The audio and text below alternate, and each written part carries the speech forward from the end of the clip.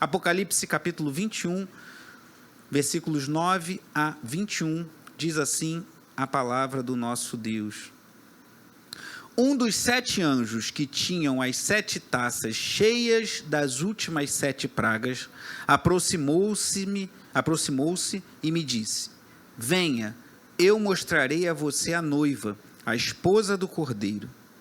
Ele me levou no espírito a um grande e alto monte e mostrou-me a cidade santa, Jerusalém, que descia dos céus da parte de Deus. Ela resplandecia com a glória de Deus, e o seu brilho era como de uma joia muito preciosa, como jaspe, clara como cristal. Tinha um grande e alto muro com 12 portas, e 12 anjos junto às portas. Nas portas estavam escritos os nomes das 12 tribos de Israel. Havia 3 portas ao oriente, 3 ao norte, 3 ao sul e 3 ao ocidente. O muro da cidade tinha 12 fundamentos, e neles estavam os nomes dos 12 apóstolos do Cordeiro. O anjo que falava comigo tinha como medida uma vara feita de ouro para medir a cidade, suas portas e seus muros. A cidade era quadrangular, de comprimento e largura iguais. Ele mediu a cidade com vara. Tinha 2.200 quilômetros de comprimento. A largura e a altura eram iguais ao comprimento. Ele mediu o muro e deu 65 metros de espessura, segundo a medida humana que o anjo estava usando. O muro era feito de jaspe, e a cidade era de ouro puro, semelhante ao vidro puro. Os fundamentos dos muros da cidade eram ornamentados com toda sorte de pedras preciosas. O primeiro fundamento era ornamentado com jaspe, o segundo com safira, o terceiro com calcedônia, o quarto com esmeralda, o quinto com sardônio, o sexto com sárdio, o sétimo com crisólito, o oitavo com berilo, o nono com topázio, o 10º com crisópraso, o 11º com jacinto e o 12º com ametista. As 12 portas eram 12 pérolas, cada porta feita de uma única pérola. A rua principal da cidade era de ouro puro, como vidro transparente. Oremos. Pai amado e bendito, te louvamos, pois a tua palavra é útil, é perfeita, toda ela é útil para o nosso ensino, para o nosso crescimento, para a nossa edificação, para a correção dos nossos caminhos, de forma a glorificar o teu santo nome. Senhor, em nome de Jesus, abençoa-nos nessa manhã, abençoa-me com clareza para poder compartilhar com os irmãos as preciosidades que vi aqui em tua palavra. Senhor, em nome de Jesus, edifica, anima o coração do abatido, renova a esperança de que um dia habitaremos em novos céus e nova terra, no lugar onde não haverá mais choro, nem pranto, nem luto, nem tristeza, como vimos no domingo passado, um lugar onde estaremos com o Senhor para sempre. Que essa esperança seja animada nos nossos corações e que possamos assim sair daqui essa manhã renovados, cheios de fé, de esperança e do amor que o Senhor coloca em nossos corações. Em nome de Jesus, amém. Os irmãos podem sentar.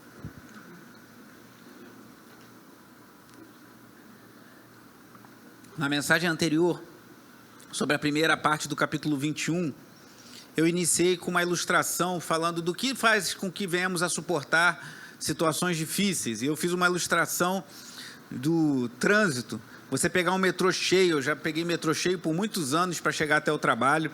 Eu falei que trabalhei na zona sul do Rio. Ou um trem chacoalhando, eu já andei de trem também muitas vezes.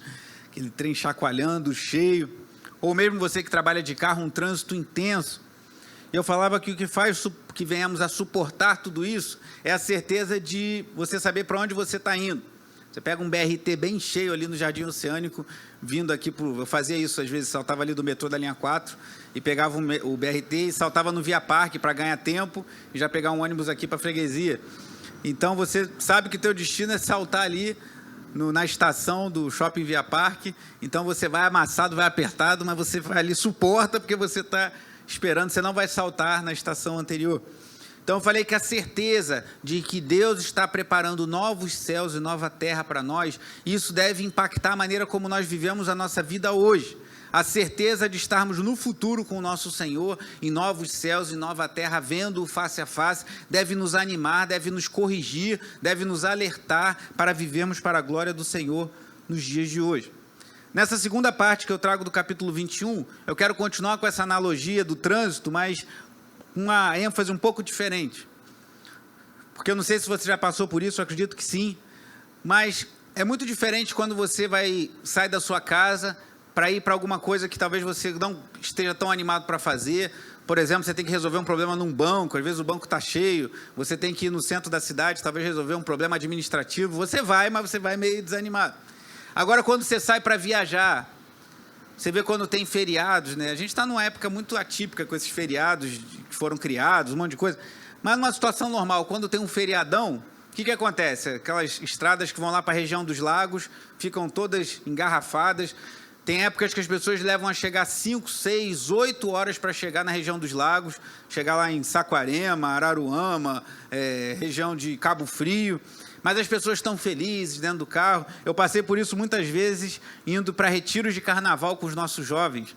A gente até procurava sítios que não fossem na região dos lagos, que às vezes tinha problema de trânsito, de falta de água e tudo, mas já ocorreu de nós fazermos retiros naquela região, e às vezes a gente ficava 2 horas num ônibus, num trajeto que não levaria 1 hora. Mas está todo mundo feliz, está indo para o retiro, está feliz da vida, está animado, ou você está viajando com a sua família, ou quem já teve a oportunidade de viajar de avião, às vezes você pega um voo que tem uma escala e fica 2 horas num lugar, fica 3 horas num lugar, às vezes fica mais tempo, 5 horas no aeroporto, trancado, mas você está feliz da vida, você está indo conhecer um lugar diferente, você está indo para um lugar bonito.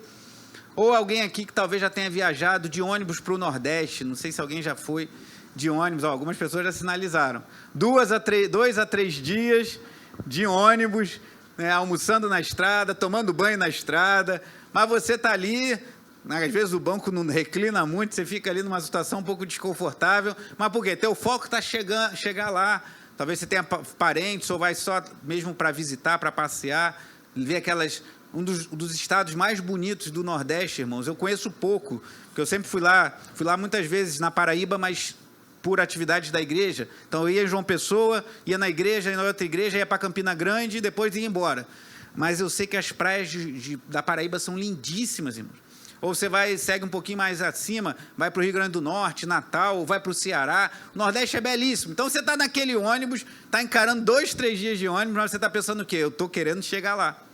Então, irmãos, quando a gente tem uma perspectiva de que estamos indo para um destino maravilhoso, paradisíaco, uma coisa linda assim, isso te dá ânimo para encarar uma viagem pesada, não é isso? E é sobre isso que eu queria falar, porque o que nos aguarda em novos céus e nova terra, a Nova Jerusalém, hoje nós vamos entrar um pouco na descrição dessa Nova Jerusalém, dessa cidade que vai descer do céu, onde nós, todo crente fiel que crê em Jesus Cristo, que de fato creu em Jesus Cristo como seu Senhor e Salvador, como diz lá em Romanos 10, todo aquele que confessar Cristo como Senhor em seu coração, crer que Deus o ressuscitou dentre os mortos, será salvo. E a gente não vai só ser salvo, livre do inferno, livre da morte eterna, mas habitaremos num lugar maravilhoso. E essa perspectiva da Nova Jerusalém, que é muito superior ao lugar mais bonito que você já foi, é muito superior àquelas praias do Nordeste belíssimas, né?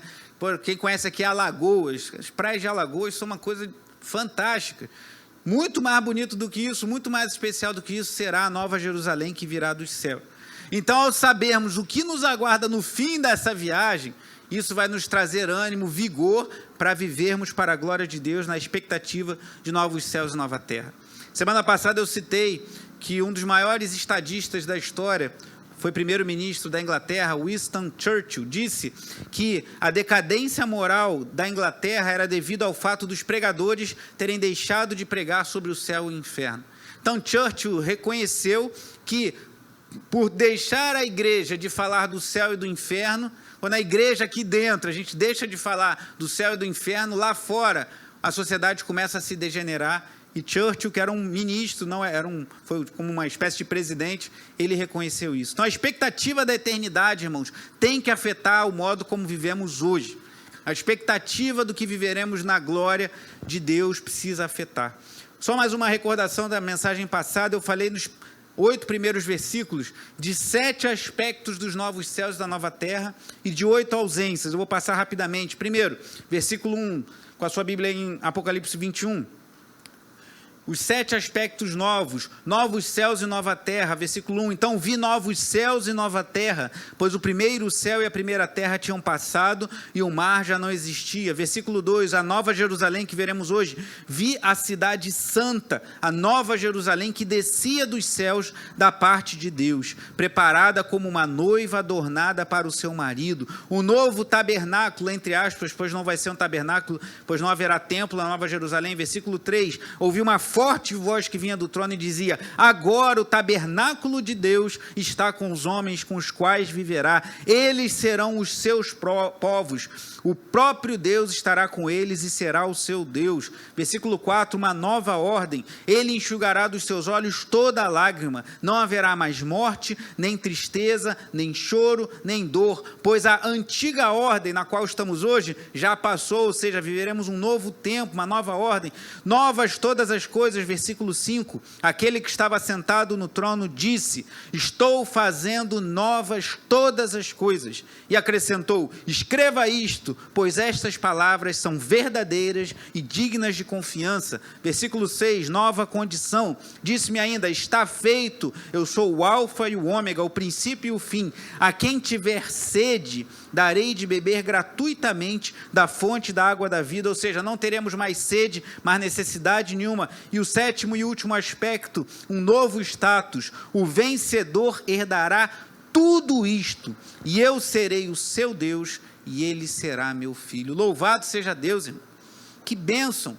E aí o versículo 8 fala do que não entrará na Nova Jerusalém, mas os covardes, os incrédulos, os depravados, os assassinos, os que cometem imoralidade sexual, os que praticam feitiçaria, os idólatras e todos os mentirosos, o lugar deles será no lago de fogo que arde com enxofre. Esta é a segunda morte. Então o capítulo 21 já começa com uma pintura, como se fosse um quadro belíssimo do que viveremos em novos céus e nova terra. Já deixa claro que aqueles que vivem uma vida que desagrada a Deus não estarão lá. E a partir do versículo 9 é uma descrição mais clara, que é o que veremos a partir de agora, de como será essa cidade. Eu dividi em 3 partes, a glória da cidade, as portas e a muralha dessa cidade, da Nova Jerusalém, e as medidas e materiais dessa cidade. Então, a glória da Nova Jerusalém, versículos 9 a 11, as portas e a muralha da cidade, versículos 12 a 14, e as medidas e materiais que serão empregados, segundo João, embora eu creia que isso é simbólico, a gente vai ver isso, na Nova Jerusalém, versículos 15 a 21. A glória da cidade, versículo 9. Um dos 7 anjos que tinha as 7 taças cheias das últimas 7 pragas aproximou-se-me e disse, venha, eu mostrarei a você a noiva, a esposa do Cordeiro. O discurso aqui é muito parecido com o que já vimos aqui em Apocalipse, no capítulo 4, por exemplo. João é levado por um anjo para ter uma visão dos céus, do trono de Deus, mas especialmente no capítulo 17, vá a Apocalipse 17, algo muito interessante.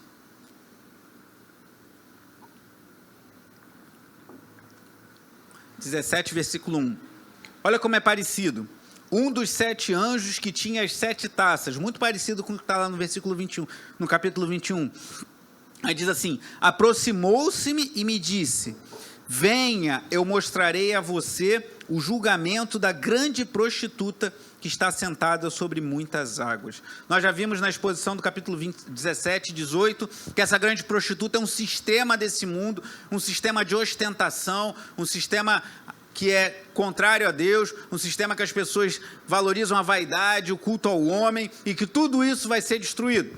Então o anjo foi lá e mostrou para João, todo esse mundo, todo esse sistema vai ser destruído. E agora ele vai e mostra a noiva do Cordeiro. Como vimos aqui no versículo 9, eu mostrarei a você a noiva, a esposa do Cordeiro. Ainda um pouco antes aí, volte no 19, capítulo 19, versículos 6 a 9. Já vimos também as bodas do Cordeiro. João já tinha falado, 19, 6 a 9 diz assim, então ouvi algo semelhante ao som de uma grande multidão, como o estrondo de muitas águas e fortes trovões que bradava, aleluia, pois reina o Senhor, o nosso Deus, o Todo-Poderoso. Regozijemo-nos, vamos alegrar-nos e dar-lhe glória, pois chegou a hora do casamento do Cordeiro, e a sua noiva já se aprontou. Para vestir-se foi-lhe dado linho fino, brilhante e puro. O linho fino são os atos justos dos santos. Então, nossos atos justos de justiça nesse mundo serão considerados na glória final. Versículo 9. E o anjo me disse: escreva, felizes os convidados para o banquete do casamento do Cordeiro. E acrescentou: estas são as palavras verdadeiras de Deus. Esse feliz aqui, irmão, sou eu, é você, que fomos convidados para esse grande banquete, para sermos noiva do Cordeiro. Nós somos convidados e somos noiva do Cordeiro e participaremos da glória de Deus nos últimos dias, no fim de tudo, quer dizer. Voltando lá ao 21:9. E aí talvez você pense assim: o anjo falou o que para João? Vou te mostrar a noiva. Vou te mostrar a noiva, a esposa do Cordeiro. Aí você imagina que apareceria o quê? Uma mulher com vestes de linho fino, como vimos no capítulo 19, ou talvez o casamento, ou um preparativo para o casamento do Cordeiro. Mas olha o que aparece no versículo 10, do capítulo 21. Ele me levou no Espírito a um grande e alto monte e mostrou-me a cidade santa, Jerusalém, que descia dos céus da parte de Deus. E aqui reforça, irmãos, eu creio que aqui é um reforço da perspectiva que eu tenho trazido para os irmãos. Quem está acompanhando a escola dominical está por dentro disso, que a gente chama de amilenismo, porque tem várias formas de você ler e interpretar o Apocalipse. Essa é uma delas. Mais sobre o milênio, mas sobre todo o livro. Eu tenho falado isso na escola dominical. Que reforça o quê? O livro de Apocalipse é extremamente simbólico, irmãos. O anjo fala: vou te mostrar a noiva, e ele mostra o quê? Uma cidade. Então, eu vou te mostrar a noiva. Marquinhos, vou apresentar a vocês a esposa do irmão Marcos. Calma, Priscila, não vou pedir para você ficar em pé, que eu sei que você vai ficar vermelho. Aí você espera que eu vou mostrar a irmã Priscila. Mas eu falo: não, olha aqui para fora e olha o bairro do Anil. Parece que não faz sentido. Mas por quê? Porque o livro de Apocalipse é extremamente simbólico. Então, a noiva do Cordeiro, a esposa de Jesus, a esposa do Cordeiro, que é a igreja, e a Nova Jerusalém, são imagens que apontam para o que nós viveremos no fim, irmãos. E são imagens fantásticas. Há um paralelo aqui muito claro, como eu falei na mensagem anterior, com o livro de Ezequiel. Não precisa abrir, mas lá em Ezequiel capítulo 40, olha aqui que nós lemos no versículo 10 de Apocalipse 21, João fala que o anjo levou no Espírito a um grande e alto monte e mostrou a ele a cidade santa, Jerusalém. Lá em Ezequiel 40, o profeta Ezequiel teve a seguinte experiência: em visões de Deus, ele me levou a Israel e me pôs num monte muito alto, em cujo lado sul estavam alguns prédios que tinham a aparência de uma cidade. A experiência de João é muito parecida com a de Ezequiel, e a gente vai ver isso nos próximos versículos. E o que estava acontecendo em Ezequiel, irmãos? Qual o contexto lá de Ezequiel 40? Eu falei também anteriormente. Ezequiel 37, aquele texto conhecido do vale de ossos secos. Deus manda que o profeta profetize e os ossos sequíssimos se tornam num grande exército vivo. Então Deus mostra que ele vai trazer vida ao seu povo. No capítulo 36, Ezequiel fala que ele tiraria o coração de pedra e colocaria um coração de carne. Então Deus mostra que ele vai soprar vida sobre o seu povo. Ezequiel 38 e 39, que vimos já em mensagens anteriores aqui, mostra a destruição de Gog e de Magog, um inimigo poderoso do povo de Deus. Então Deus mostra assim lá em Ezequiel: olha, eu vou dar vida para o meu povo, eu vou destruir todos os inimigos. E aqui a partir do capítulo 40 até o final do livro de Ezequiel, capítulo 48, Ezequiel tem uma visão do novo templo, que tem muito a ver com que João está vendo. O que significa para nós? Parece tudo muita informação, muito complicado. Mas o que significa, irmãos? Que Deus está cumprindo as suas promessas lá do povo do Antigo Testamento, que também são para nós, para a sua igreja. E são promessas maravilhosas, irmãos. São coisas que nós não podemos imaginar e ter apenas uma ideia, assim, do que nós veremos, do que nós viveremos na glória de Deus. Então, o versículo 10 fala que a Jerusalém também descia dos céus. Como falei semana passada, a gente não vai viver nos céus para sempre, irmãos. Se nós morrermos hoje, se você quiser fazer o teste, pede: Senhor, eu quero morrer hoje. Aí você, sendo um crente verdadeiro, você vai lá para o céu, esperar Jesus voltar. Mas quando Jesus voltar, nós habitaremos em novos céus e nova terra. A Jerusalém celestial não vai ficar no céu, ela vai descer dos céus. Por isso que João vê, a cidade santa Jerusalém descia dos céus da parte de Deus, que é Deus que vai a nós, irmãos. Nós não podemos salvar a nós mesmos. Deus que vem a nós e nos salva, nos alcança e nos dá o privilégio de sermos participantes dessa nova Jerusalém, de sermos cidadãos dessa nova Jerusalém. Que bênção, irmãos. Versículo 11, ainda nesse primeiro aspecto da glória da cidade da Nova Jerusalém. Versículo 11 diz assim: ela resplandecia com a glória de Deus, e o seu brilho era como de uma joia muito preciosa, como jaspe, clara como cristal. Alguns ficam em dúvida sobre o que seria esse jaspe, uma pedra que não é muito conhecida. Há dúvidas em relação a isso, mas alguns acham que pode ser talvez um diamante, irmãos. Eu nunca vi um diamante, mas talvez você já tenha visto, ou pelo menos viu num filme, numa série, alguma coisa. É uma pedra muito bonita e com um brilho muito resplandecente, é lindíssimo. Então, o que João está falando é que essa Nova Jerusalém, esse lugar para onde eu vou, para onde você, salvo em Cristo Jesus, vá, ele é tão bonito que o que há de mais belo nessa vida, que seria um diamante de pedra preciosa, por exemplo, que é belíssimo, serve como uma ilustração. A gente vai viver num lugar extremamente belo. Não há como a gente alcançar, a gente pode ter só uma ideia do que vai ser. Fazendo um paralelo, né? Com o que estamos projetando aqui para a igreja. Eu mostrei a planta para os irmãos. O projeto é isso aqui, a gente quer fazer as salas, vai ser assim, assado, o gabinete vai lá para trás, o berçário. Estou mostrando o que a gente pretende fazer, mas você vai conseguir visualizar isso claramente quando tiver tudo construído. Aí você vai entrar aqui na igreja, vai ver que a gente vai reduzir o saguão, porque precisamos ampliar a escolinha. Vai ser com os irmãos, a gente tem escolinha infantil em todos os cultos. E eventos como almoços, cafés da manhã, a gente faz uma frequência menor. Então, vamos investir naquilo que temos com mais frequência na igreja. Mas é quando você entrar na igreja e ver tudo do jeito, você vai lembrar daquela planta. Agora eu estou entendendo melhor, agora eu estou vendo que o quarto, o banheiro é assim, o banheiro é assado. Por enquanto, você só está tendo um vislumbre, uma ideia do que nós faremos aqui, se Deus permitir. Então, o que João está trazendo é uma ideia, irmãos, da beleza, da grandeza que será esse novo céu, essa nova terra, essa nova Jerusalém, onde eu e você estaremos pelo sangue de Jesus que nos salvou, nos remiu dos nossos pecados para todo sempre. E não é para ficar um ano lá, não. Não é para tirar férias de um mês no Nordeste, não. Ou se você for de ônibus, você vai gastar uns 2, 3 dias indo, aí fica 2 semanas, depois 2, 3 dias. Maravilhoso, bom demais. Mas não é isso, não vai ser por 2 semanas, não vai ser por um mês, não vai ser sequer por um ano ou por 2 anos, mas para sempre, por toda a eternidade, nós vamos vislumbrar, nós vamos contemplar toda a beleza dos novos céus e da nova terra que Deus tem para nós, irmãos. Louvado seja Deus. Então essa é a glória de Deus estará lá, nós veremos Deus face a face e a sua glória. Versículo 12. Já entrando na segunda parte aqui, primeiro é a glória da cidade, a segunda as portas e a muralha da cidade.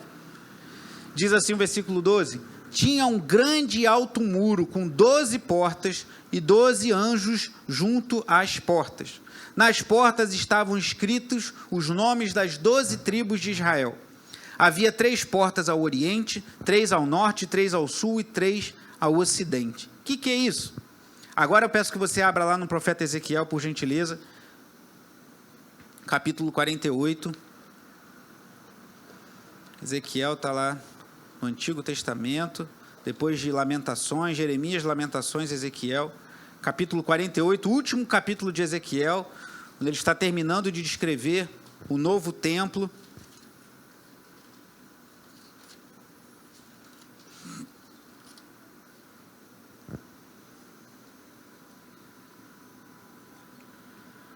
Lembre que vimos lá em Apocalipse 21 que vão ser portas, que vão ter os nomes das tribos de Israel. Agora, olha o que diz aqui, Ezequiel 48.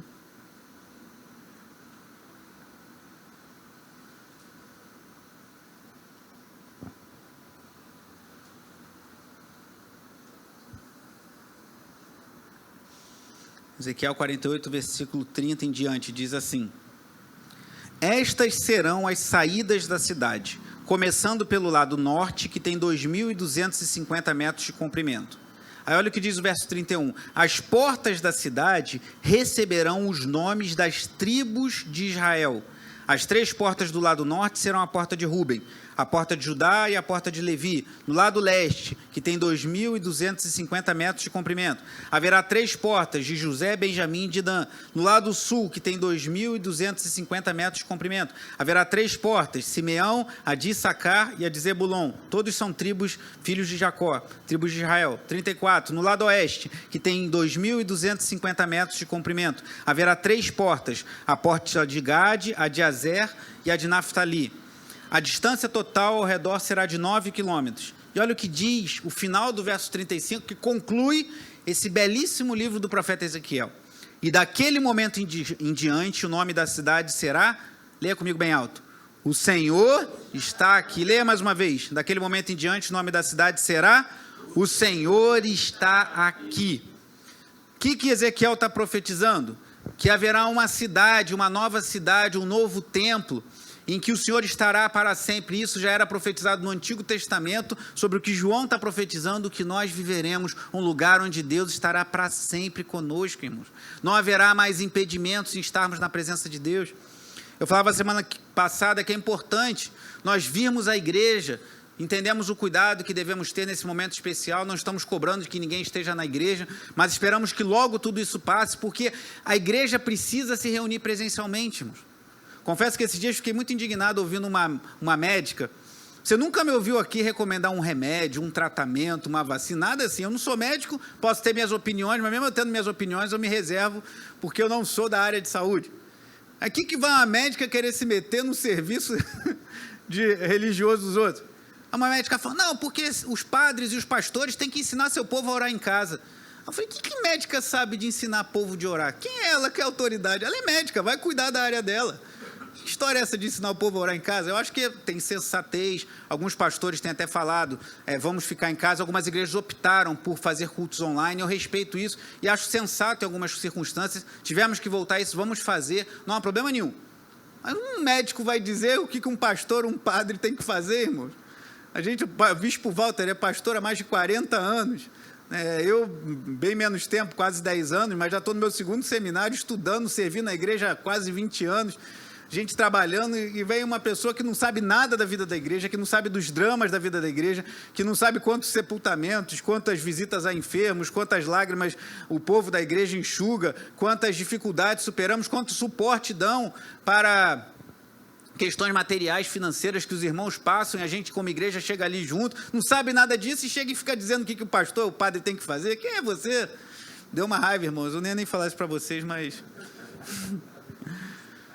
Não vai discutir, nem vai com ninguém, não, mas a gente tem que se colocar no seu devido lugar. Eu não me arrisco a falar nada de saúde, né, aqui, mas a pessoa não pode querer entrar numa área que não é dela. É claro que devemos ensinar o povo a orar em casa, e você ter a sua vida devocional, o seu culto familiar. Lembra que eu tenho falado que há um tripé na vida cristã que é fundamental: a vida devocional, o seu a sós com Deus, o culto familiar, que alguns irmãos que não vivem com uma família cristã não conseguem ter isso, mas sendo uma família cristã precisa ter o culto familiar, e o culto público, irmãos.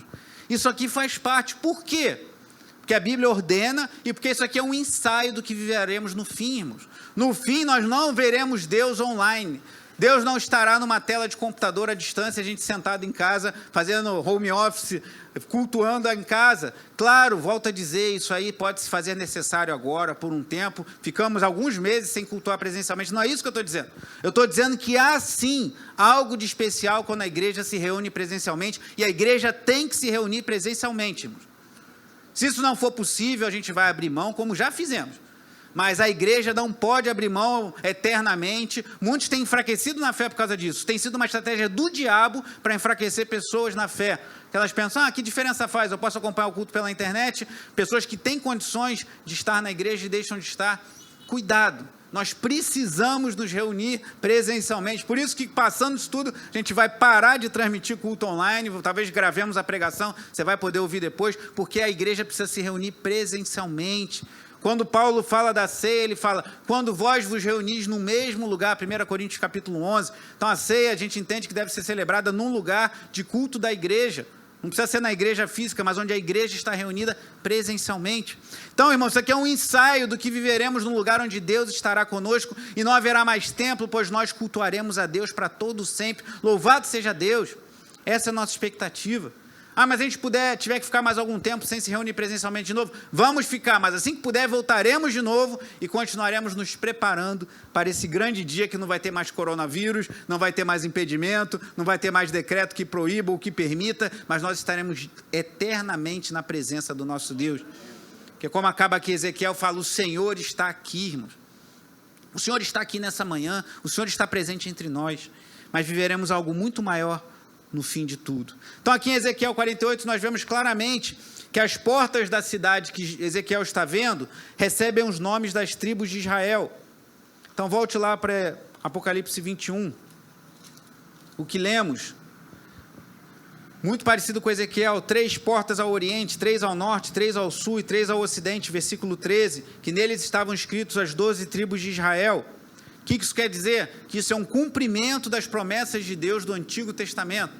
Por isso também, eu só vou falar mais na escola dominical, fique que você vai poder entender um pouquinho mais, deixe-me fazer uma propaganda, você vai entender um pouquinho mais do que eu só vou dar uma pincelada aqui. Por isso que eu creio que muitas promessas do Antigo Testamento que parecem que devem ter um cumprimento literal, terá um cumprimento espiritual. Essa promessa de Ezequiel não quer dizer que necessariamente vai ter que ser construído um templo, igualzinho que Ezequiel profetizou lá em Jerusalém, lá em Israel, mas é uma promessa espiritual que nós viveremos nos novos céus, na nova terra, na glória de Deus. Mas sobre isso, mais daqui a pouco na nossa escola dominical.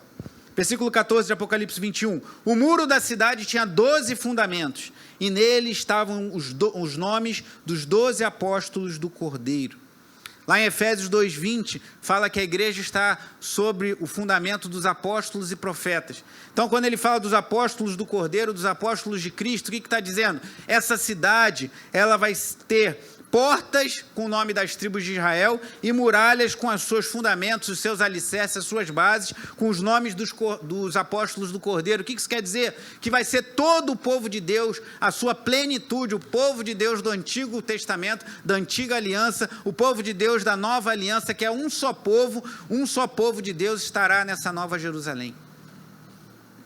Essas são as portas e a muralha da cidade, que engloba, como diz o autor Jorge Led, as duas dispensações, o povo da Antiga Aliança e o povo da Nova Aliança. Não há um cumprimento, isso também falaremos em aulas da escola dominical, não há um cumprimento separado para Israel e um para a igreja. Nós somos o povo de Deus, um só povo, comprado e remido pelo sangue do Cordeiro, que é Cristo nosso Senhor, e estaremos juntos, irmãos, todo o povo de Deus, na glória de Deus. E o terceiro e último ponto, as medidas e materiais da cidade, versículo 15.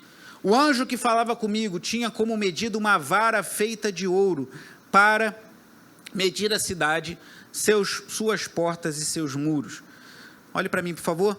Aqui também há um eco de Ezequiel 40, eu também vou ler aqui. Se você tiver curiosidade, depois leia Ezequiel 40 a 48, dá muito detalhe específico da visão de Ezequiel, mas é muito interessante. Até deixou os irmãos que são mais interessados, tem uns links no YouTube, você colocar lá Templo de Ezequiel em 3D, às vezes vai aparecer em inglês, mas algumas pessoas fizeram uma maquete 3D com um filmezinho, reproduzindo o Templo de Ezequiel, é muito interessante, você consegue visualizar bem o que é descrito lá em Ezequiel 40 a 48, mas aqui no capítulo 40, versículo 3, diz assim: ele me levou para lá, eu vi um homem que parecia de bronze, ele estava de pé junto à entrada com uma corda de linha e uma vara de medir na mão. De novo, o paralelo com a visão lá de Ezequiel. Então, o anjo vai medir a cidade. O que isso quer dizer, irmãos? Significa que nos novos céus e na nova terra, Deus terá tudo sob medida. Parece quando Deus deu as instruções para o tabernáculo de Moisés no deserto, ou para a construção do templo de Salomão, Deus deu cada medida, mesmo da arca de Noé, Deus deu cada medida, porque Deus tem o controle de todas as coisas, não há nada que se perca no reino de Deus, não há desperdício, não há perda, não há nada feito em vão, Deus estabelece tudo justo, tudo perfeito, irmão. É isso que nos aguarda. E o versículo 16 diz assim: a cidade era quadrangular, de comprimento e larguras iguais. Ele mediu a cidade com a vara, tinha 2.200 quilômetros de comprimento. A largura e a altura eram iguais ao comprimento. Irmão, você sabe o que são 2.200 quilômetros? Alguns aqui sabem, né? Tem mais noção de... Sabe o que são 2.200 quilômetros? Eu acho que daqui para o Rio Grande do Sul, se bobear, não tem isso. Alguém pode confirmar? Eu acho que daqui para o Rio Grande do Sul, se bobear, não chega a 2.000 quilômetros. Se chegar, vai chegar nisso. E se você for para o Nordeste... Eu sei que lá para o lado de Fortaleza, ali, um pouco antes, no Rio Grande do Norte, dá acho que uns...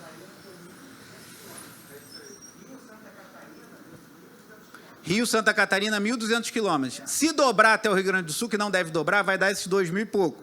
Então, imagina, está falando de uma cidade que é daqui do Rio até o Rio Grande do Sul, vamos botar que chega lá, sei lá, em Pernambuco. A gente não tem... na direção norte e sul. Só que tem isso também para o lado leste e para o lado oeste. 2.200 quilômetros de comprimento e de largura, irmãos. Ou seja, é uma coisa... é o tamanho maior do que o Brasil, talvez, porque o Brasil cresce para o oeste, mas não cresce para o leste, é só mar, né? Do Rio de Janeiro para o lado de cá é só mar. Então é algo estrondoso, maravilhoso. Será que Deus está querendo dar o detalhe que a medida da cidade vai ser assim? E aí você vai chegar no final da Nova Jerusalém, ó, aqui, aí vai ter uma plaquinha assim, aqui encerra a Nova Jerusalém, volte daqui, senão você vai partir daqui ao inferno. Será que é isso que João está querendo dizer? Numa outra versão, na Nova Almeida atualizada, que eu gosto muito, diz que serão 12.000 estádios, que era uma medida da época. Não é estádio de futebol, não, é uma medida da época. 12.000 estádios.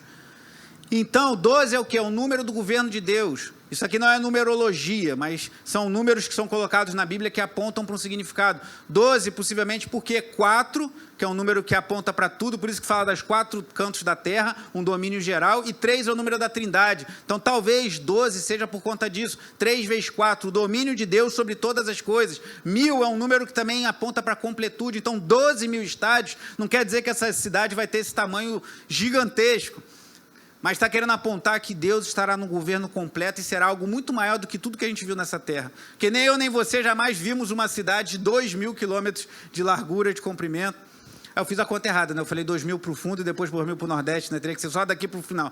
Então, corrigindo. Então, mas mesmo que fosse daqui para o Rio Grande do Sul, e para um lado e para o outro, e para um lado mais 2.200, fazendo um quadradão, já ia pegar a Argentina, pegar tudo ali, já ia ser uma cidade gigantesca. Então, o que está querendo dizer? Será algo muito maior do que tudo que a gente já viu nessa vida, irmão. Será algo muito maior do que tudo que já vimos, já vislumbramos, já imaginamos na nossa vida, o que nós vamos viver na Nova Jerusalém. E ele ainda diz assim no versículo 16, a largura e a altura eram iguais ao comprimento, então não vai ser só esse tamanho todo de um lado e de outro, mas para o alto. Então quer dizer o que? É um negócio maravilhoso. E a imagem aqui é de um cubo. E se você for lá nos textos, por exemplo, 1 Reis, capítulo 6, no versículo 20, mostra que o Santo dos Santos tinha forma cúbica. Os Santos dos Santos era o lugar lá no templo onde Deus era adorado. Então ele tinha a forma de um cubo. O que isso quer dizer? Talvez João esteja mostrando que na nova cidade nós estaremos adorando a Deus para sempre de forma perfeita. E essa forma cúbica é para mostrar que é perfeito, irmãos. Então será algo perfeito. Não importa se o tamanho é esse ou aquele, o que está querendo mostrar é que será algo perfeito. O Jorge Led, ele diz assim, esses números representam a simetria. O que é simetria? Coisa que tem beleza, tem de um lado igual ao outro. A simetria, a perfeição, a vastidão, que são 2.000 quilômetros, é muito grande, e a totalidade, ideais da Nova Jerusalém. O saudoso Dr. Russell Shedd disse que a ênfase é na ideia do completo, do belo, da simetria e do tamanho impressionante. Deus valoriza aquilo que é belo, irmão. A gente vive numa sociedade muito louca que, às vezes, tem umas coisas que chamam de arte que são coisas horrorosas, não tem simetria, não tem beleza. Há uma beleza que a gente reconhece porque somos criatura de Deus. E na Nova Jerusalém tudo vai ser belo, vai ser impressionante, vai ser maior do que a coisa mais bela e mais impressionante que você já viu na sua vida. Talvez você tenha visto alguma coisa extraordinária. Eu lembro quando, em 2016, a gente fez todos os sábados da Rio 2016, das Olimpíadas e das Paralimpíadas, nós fizemos evangelismo ali na região do Parque Olímpico. E aquilo ali era, assim, grandioso, que era muita gente passando e vários estádios, até hoje está lá construído, servindo para nada, né? Mas tem o velódromo, tem aquele que são as piscinas, é tudo grandioso, a gente ficava vendo aquele monte de gente passando de um lado para o outro. Mas o que nós viveremos será muito maior do que as Olimpíadas, muito maior do que a Copa do Mundo, muito maior em tamanho, muito maior em beleza, muito maior em completude, muito maior em tudo, irmãos, porque será Deus que estabelecerá tudo isso e nós estaremos lá. Louvado seja Deus, irmão. E o versículo 17, ele começa a falar do muro. Ele mediu o muro, porque as cidades naquela época tinham muros de proteção. Ele mediu um muro e deu 65 metros de espessura. Irmão, perdoe me interromper mais uma vez. Tu consegue imaginar um muro de 65 metros de espessura? essa igreja tem menos de 15 metros. Se ela, assim, nessa direção. Se ela tivesse 15 metros, 65 metros seria o quê? 34, mais de 4 vezes essa igreja, mas é a espessura do muro. Ou seja, é algo também para nos mostrar que é algo muito grande. E ele continua no versículo 17. Segundo a medida humana que estava usando. As cidades antigas, elas precisavam de muros para se proteger, mas a Nova Jerusalém não precisará de muro, porque não haverá inimigos. Todos os inimigos de Deus já foram derrotados, foram destruídos anteriormente. Então isso aqui claramente é um símbolo, é um simbolismo da magnificência, da grandeza da Nova Jerusalém, irmãos. O muro da cidade, se fosse comparar com uma cidade normal, seria um muro maior do que a muralha da China, maior do que qualquer coisa que você já viu nessa vida. O que João está tentando descrever, diz o Jorge Led, em termos humanos, está tentando usar termos humanos para descrever o indescritível, o inimaginável, o que nós vamos viver nos novos céus, na nova terra. Por mais que a gente descreva, nada nesse mundo vai conseguir descrever perfeitamente, que vai ser muito, muito maravilhoso, irmãos. E aí continua o versículo 18, caminhando para o fim. O muro era feito de jaspe, aquela pedra que a gente viu que parece, talvez seja tipo um diamante, e a cidade era de ouro puro, semelhante ao vidro puro. Você já viu o ouro transparente? Como é que o ouro vai ser parecido com o vidro? Claramente, João está usando uma linguagem simbólica, mas ele está pegando o metal mais precioso que existe sobre essa terra e dando um aspecto transparente para ele, para mostrar o que é mais precioso nessa terra vai ser mais precioso ainda nos céus. Tudo que tem de mais valor para os homens desse mundo, lá nos céus vai ter em vasto, de forma vasta, vai ser até asfalto, você vai ver daqui a pouco. Tudo que tem mais valor nesse mundo e será em dimensões ainda muito maiores do que tudo que a gente já viu. Versículo 19. Os fundamentos dos muros da cidade eram ornamentados com toda sorte de pedras preciosas. Ele fala várias pedras aqui que lembram muito um outro texto que eu vou falar daqui a pouco. O primeiro fundamento era ornamentado com jaspe, esse que parece um diamante. O segundo com safira, irmãos, pedras muito preciosas. O terceiro com calcedônia, o quarto com esmeralda, o quinto com sardônia, o sexto com sárdio, o sétimo com crisólito, o oitavo com berilo, o nono com topázio, o décimo com crisópraso, o 11º com jacinto e o 12º com ametista, uma pedra muito preciosa também. Isso está sendo o ornamento dos fundamentos do muro. Então já é algo diferente também, que quando você vê um muro, você não vê a base dele, mas aqui você está vendo e está com pedras preciosas. O que está mostrando? Tudo que tem mais valor nesse mundo. Parece um contraste com a Babilônia, que ostenta as coisas desse mundo e que vai ser destruído, mas tudo que tem muito valor para os homens, lá vai ser base, vai ser ornamento do muro. E eu e você estaremos lá, irmãos. E para a gente entrar lá, você não precisa ter muito dinheiro. Hoje em dia as pessoas valorizam quem tem muito dinheiro, quem tem quem tem status nas redes sociais, quem tem muito conhecimento, quem conhece homens poderosos, quem tem conhecidos na política, ou então empresários com muito dinheiro. Não vai ser isso que vai nos colocar lá, não vai ser os nossos diplomas, as nossas qualificações, nossas faculdades, nossos cursos, tudo isso tem o seu lugar, mas não é isso, irmãos. Lá todos nós, da pessoa mais simples, da pessoa que tem uma formação mais simples, da pessoa que tem um emprego que nesse mundo, às vezes as pessoas desprezam, mas é um emprego lícito, que ela ganha o pão do seu dia, até a pessoa que é mais honrada na nossa sociedade, dos presidentes e políticos mais poderosos, a pessoa com um trabalho mais simples, todos nós seremos iguais plenamente, gozando, experimentando, vivendo toda a glória da novos céus, da nova terra e da nova Jerusalém, irmãos. Não haverá mais diferenças. Alguns creem que o galardão pode representar alguma diferença, mas tenho minhas dúvidas quanto a isso. Mas seria uma diferença de ações, não de valor. Todos teremos o mesmo valor, irmãos, e nós estaremos lá. E por fim, para concluir essa parte dos materiais descritos aqui na nova cidade, versículo 21, as 12 portas eram 12 pérolas, cada porta feita de uma única pérola. A rua principal da cidade, olha que eu falei que o ouro vai ser asfalto, a rua principal da cidade era de ouro puro como vidro transparente. Então, o ouro e pérolas, que são coisas muito preciosas nessa vida, serão que vão formar as portas, as pérolas, e o ouro que vai fazer o chão. Ou seja, tudo que tem valor nesse mundo, lá vai ter em abundância, em dimensões que você nunca viu uma pérola que você consiga fazer uma porta de uma cidade. Já viu uma pérola de tamanho tal que você consiga fazer uma porta? Ou seja, algo muito maior de tudo que a gente já viu. As pedras que eu falei aqui, que ia falar do texto, elas lembram, lá em Êxodo 28, se você quiser depois consultar, Êxodo 28 fala do peitoral do sacerdote, que servia lá, o levita que servia no templo de Deus, o sumo sacerdote, ele tinha um peitoral com 12 pedras, cada uma com o nome de uma tribo de Israel. Parece muito com isso. O que está mostrando? Tudo Deus fazendo conectando o Antigo Testamento com o Novo Testamento, mostrando as promessas que eu tinha no Antigo Testamento, que eu tenho no Novo, tudo se cumprirá em novos céus e nova terra. Irmãos, e é para lá que nós estamos indo, irmãos. Não é para a praia mais bonita do Brasil, não é para uma praia no Caribe. Pode não parecer, mas eu gosto muito de praia, por isso que eu fico falando de viajar para a praia. Mas você que gosta de viajar para a serra, não é a serra mais bonita do Rio de Janeiro, ou os Alpes, ou aquela Cordilheira dos Andes, ou então as ilhas gregas, que dizem que são uns lugares lá belíssimos, ou o lugar mais bonito da Europa, dos Estados Unidos, aqui do Rio de Janeiro mesmo, que o nosso estado e nossa cidade são belíssimos. Não é nada disso, é muito maior do que isso, irmão. É muito maior do que tudo que vimos nessa terra.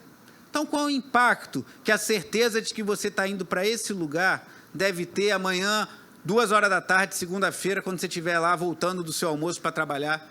Qual o impacto deve ter na sua vida com o seu cônjuge, na sua vida com os seus filhos? Devemos nos preocupar muito mais em levar nossos filhos para essa Nova Jerusalém do que em eles serem doutores. Tem muito pai cristão que está muito mais preocupado do filho fazer um intercâmbio no exterior e ter um diploma de uma faculdade reconhecida do que dele adentrar a Nova Jerusalém. Misericórdia, irmãos. Vamos investir na educação dos nossos filhos. Vamos pedir a Deus que os abençoe, que eles possam prosperar em sua vida acadêmica, profissional. Mas o mais importante é eles virem para esse lugar, irmãos. O mais importante é adentrarmos as portas da Nova Jerusalém com os nossos filhos, com a nossa família, com o nosso cônjuge, com os nossos queridos. Então, amados irmãos, tenha essa expectativa. Nós estamos nessa viagem, seja de trem, de metrô, de BRT, seja como for que você queira imaginar, um ônibus indo para o Nordeste, mas o nosso destino é melhor do que qualquer coisa que já vimos nessa terra. E essa contemplação precisa vir no nosso coração, irmãos. Senão você perde o sentido. Para que eu faço isso? Talvez por isso que Churchill falou que a Inglaterra estava decaindo, que os púlpitos não falavam de céu e inferno. E aí quando as pessoas perdem essa dimensão de futuro, perde a dimensão do juízo de Deus e da glória de Deus, ela vive de qualquer jeito. Comamos e bebamos, que amanhã morreremos, como diz o apóstolo Paulo. Nada vai fazer de sentido, mas não, tenhamos esperança, irmãos. Tenha esperança, isso aqui é a promessa de Deus para nós. Isso aqui é a promessa de Deus para todo o seu povo. Nós estaremos vivendo num lugar de beleza inimaginável, de dimensões inimagináveis. Quando você for um lugar muito bonito agora, lembre-se disso. Quando eu tenho a oportunidade de estar num lugar muito bonito, comumente eu oro a Deus, agradeço a Deus e louvo a Deus por aquela beleza. Mas aí você olhe para lá e fale, isso aqui é muito bonito, isso é lindo, é criação de Deus. Mas é um vislumbre de toda a beleza, de toda a grandeza, de toda a glória que veremos na Nova Jerusalém, nos novos céus e nova terra. Você crê nisso? A diferença é essa. Não vamos deixar de chorar, não vamos deixar de nos lamentar, não vamos deixar de denunciar o mal, não vamos deixar de, às vezes, ficar chateados com coisas que acontecem. Vamos buscar viver para a glória de Deus, mas essa certeza tem que estar no nosso coração. Você tem essa certeza?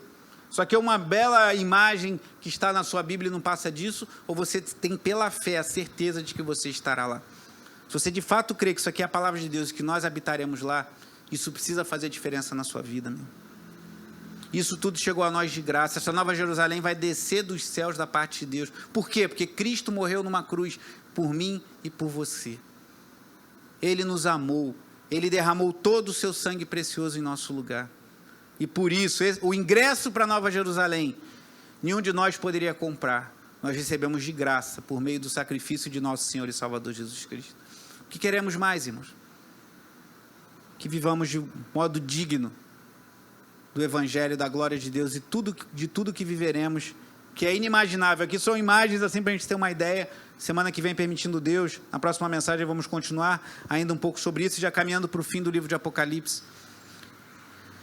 Mas pense nisso, irmãos. Pense no que nos aguarda. Isso vai fazer muita diferença. Pensar no que nos aguarda no futuro, na forma como você vive no presente. Feche seus olhos, vamos orar.